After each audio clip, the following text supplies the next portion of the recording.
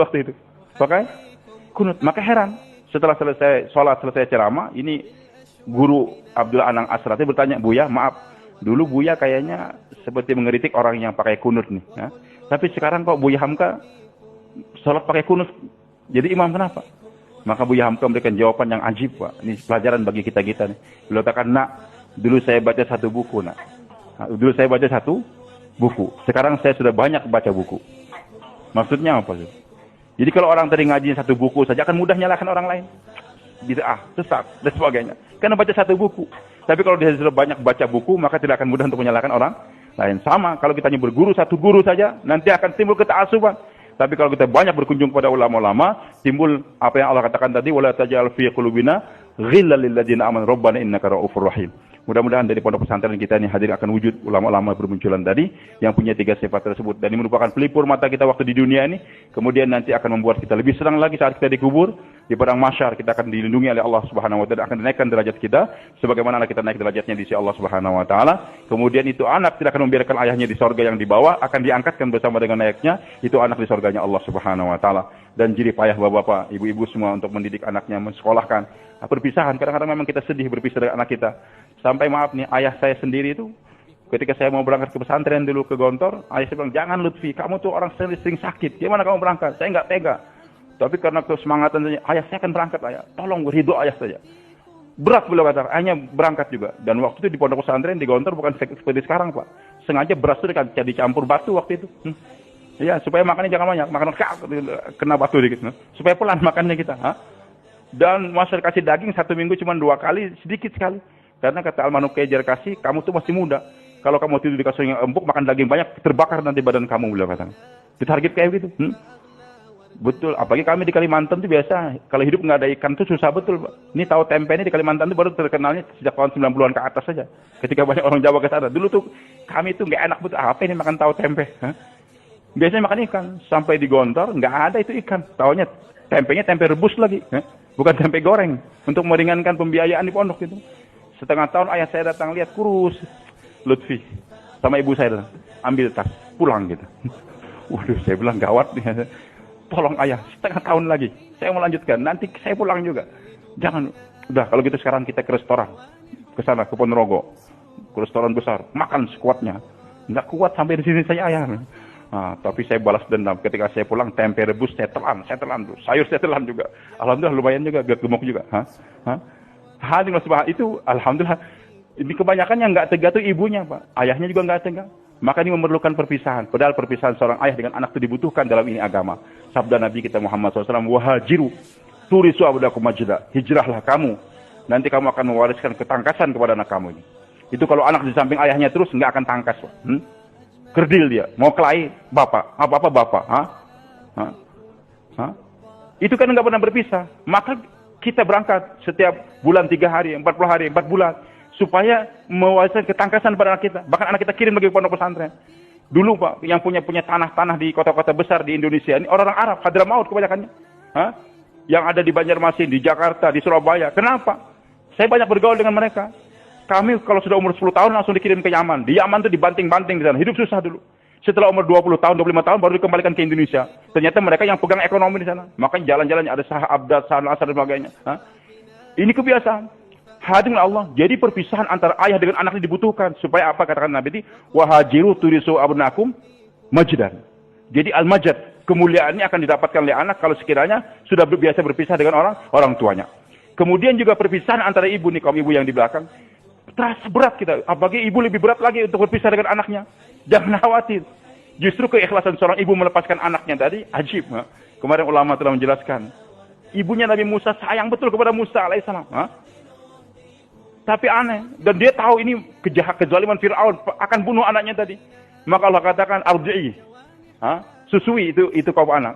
Fa'in khifti, kalau kamu takut, alqi fil yam, lemparkan dia ke laut. Loh, kok gimana? Suruh nyusuin, kalau takut malah dibuang di laut. Berat seorang ibu. Tapi Allah katakan, alqi fil yam.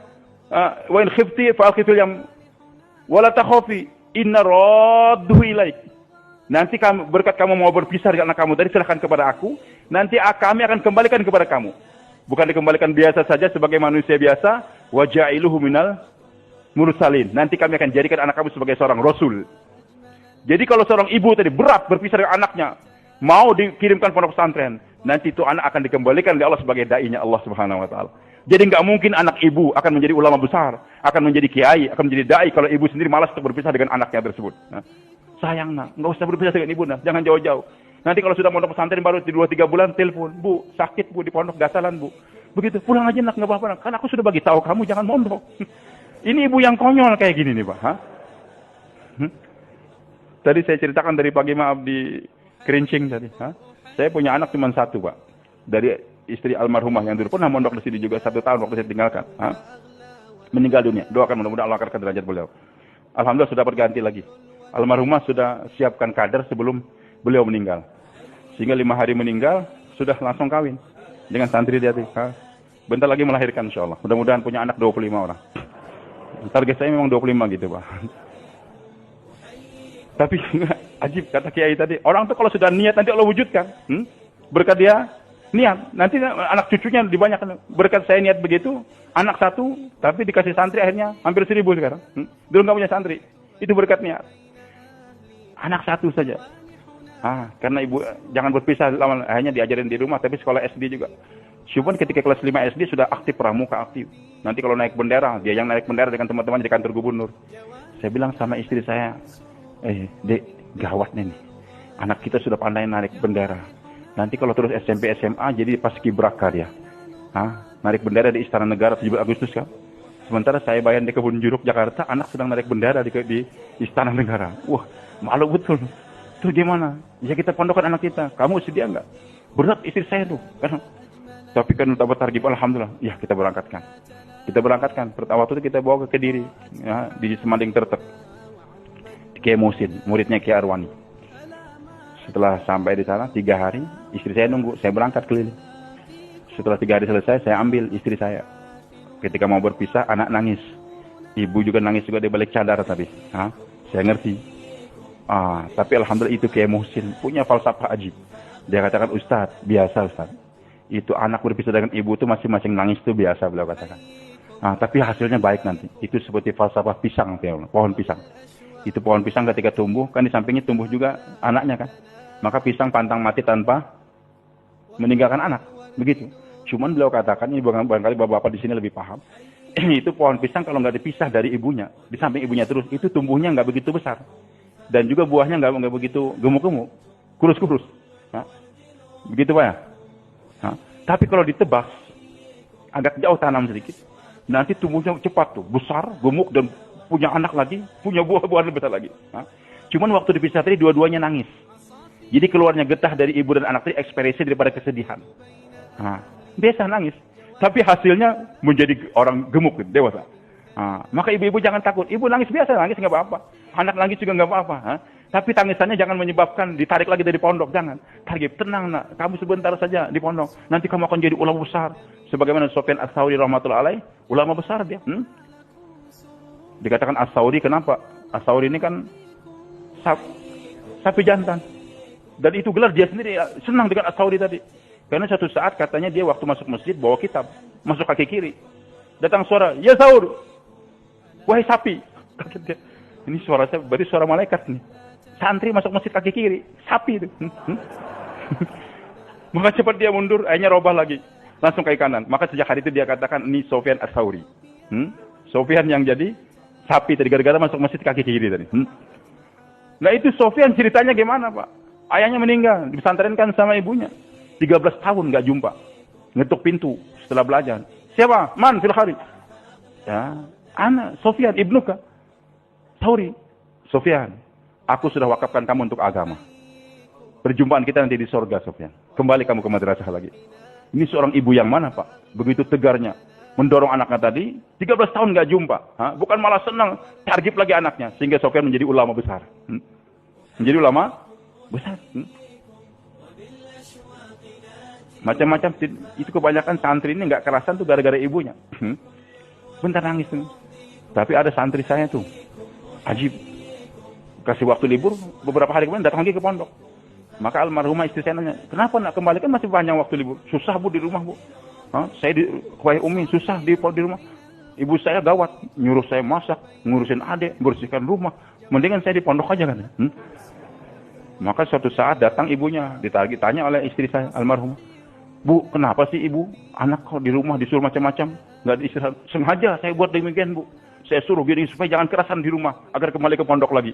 Wah, kalau gitu kamu hebat, kata istri saya. Lawannya satu lagi, Pak, maaf nih. Untuk menyempurnakan sampai jam 12 saja. Ada teman saya, Pak. Tadinya agak preman dia. Alhamdulillah ikut dakwah 4 bulan, semangat.